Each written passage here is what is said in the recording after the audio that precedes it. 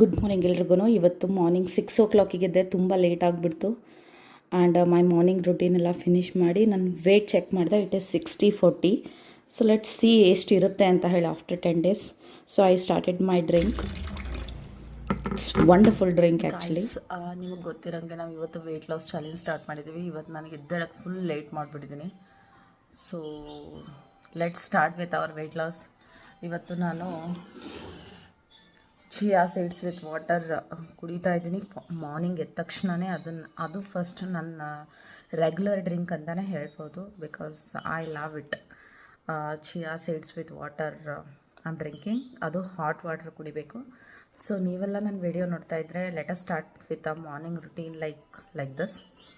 So ನಾನು ಏನು ತೊಗೊತಾ ಇದ್ದೀನಿ, ನಾನು ಏನು ಮಾಡ್ತಾಯಿದ್ದೀನಿ, ನನ್ನ 10 days ರುಟೀನ್ ಯಾವ ಥರ ಇರುತ್ತೆ, ಆ್ಯಂಡ್ ಇನ್ಕ್ಲೂಡಿಂಗ್ ನನ್ನ ವೆಯ್ಟ್ ಕೂಡ ನಾನು ನಿಮಗೆ ಕಳಿಸ್ತಾ ಇದ್ದೀನಿ. Thank you.